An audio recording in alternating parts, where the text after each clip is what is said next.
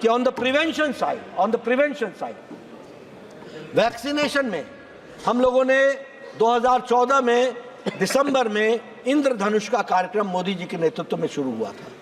आज आपको जानकर के खुशी होगी कि 12 फेजेस में ये मिशन इंद्रधनुष हमारे बच्चों को टीकाकरण हो गया है और 5 करोड़ 46 लाख बच्चे और 1 करोड़ 32 लाख प्रेग्नेंट वुमेन इनको वैक्सीनेट किया गया है फेजेस में और इस तरीके से इसको आगे बढ़ाया गया है।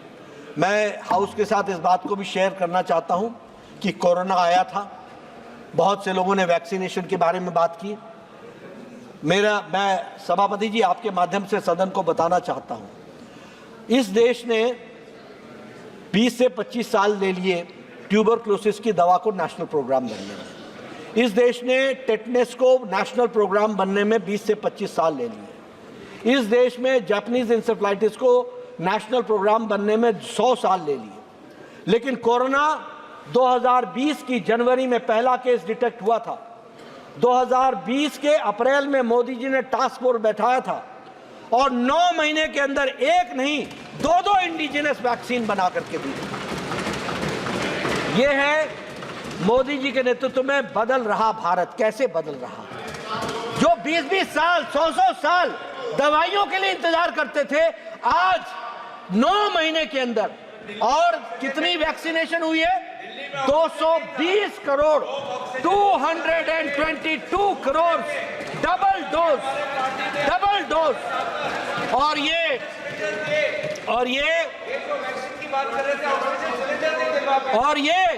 और ये vaccination, this is the world's largest and the world's fastest vaccination programme in the world. इस बात को भी हमको समझना चाहिए, कुछ अप्रिशिएट करना चाहिए। Is the world's largest and और अब मैं आपको बता दूं, कोई पाश्चात्य देश 70% से ज्यादा का वैक्सीनेशन नहीं करा पाया है। ये भारत ही है जिसने वैक्सीनेशन टोटल तरीके से करने का प्रयास किया है, उसको आगे बढ़ाया है। इसलिए मित्रों, ले लेंगे सुझाव, चेंबर में आ जाना।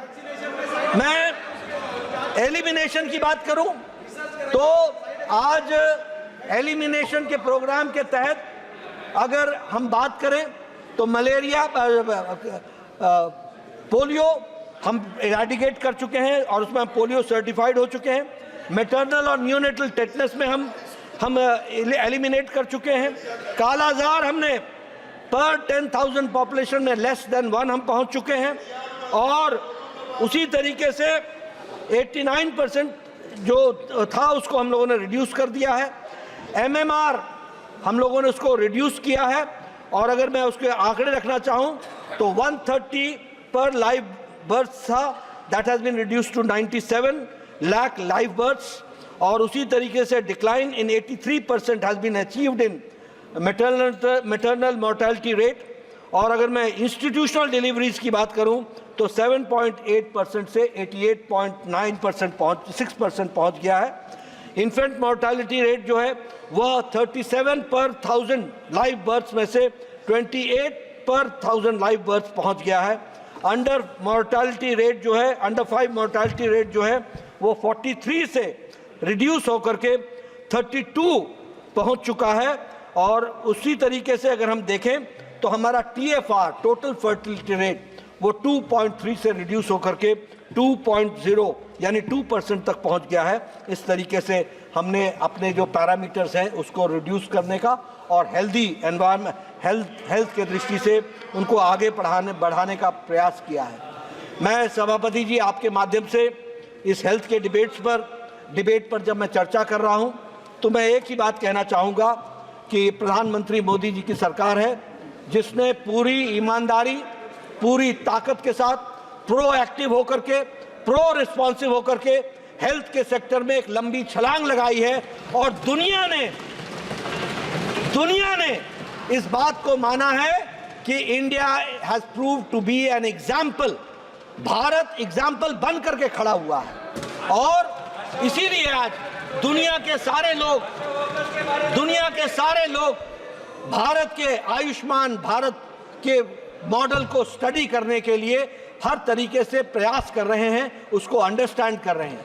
मैं यहाँ ये भी कहना चाहूँगा कि हमारी रिसर्च की इंस्टीट्यूट और हमारे रिसर्च के इंस्टीट्यूट के साथ साथ जो हमारे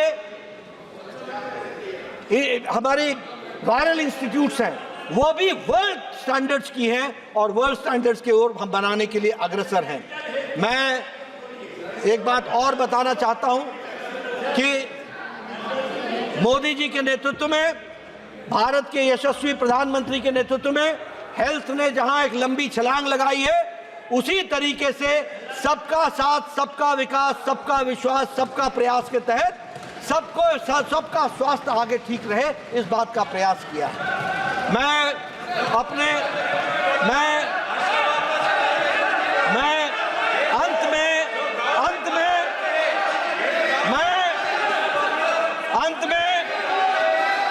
अपने बुद्धिजीवी दोस्तों को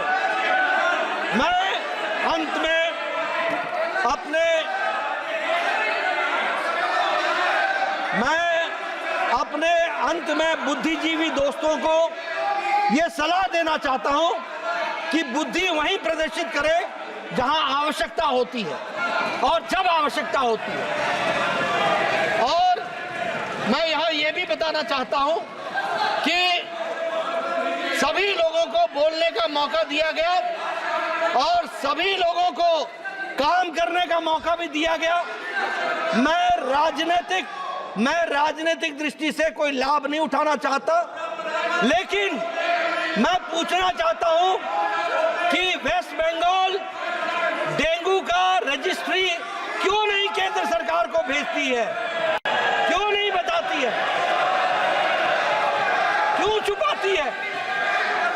मैं यहां यह भी बताना चाहूंगा कि असम के लोग,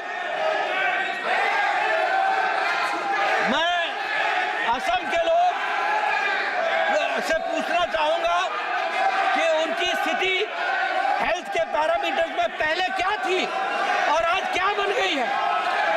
और मैं यहां यह भी पूछना चाहूंगा कि मुझे लगता है कि जो बिंदु आपने उठाए थे 57 के 57, उनका मैंने जवाब दिया है। और इसके साथ साथ जो हेल्थ की दृष्टि से कार्य हुआ है उसको पूरी तरीके से लेटर ऑफ स्पिरिट में स्वास्थ्य विभाग ने भारत की जनता को उपयोगिता में आने के लिए पूरा लागू किया है। और अंत में मैं इतना जरूर कहना चाहूँगा कि ये जो हेल्थ का दृष्टि से बजट में इनिशिएटिव लिए गए हैं, ये बहुत दूरगामी प्रभाव छोड़ने वाले हैं। बहुत बहुत धन्यवाद। जी भारत।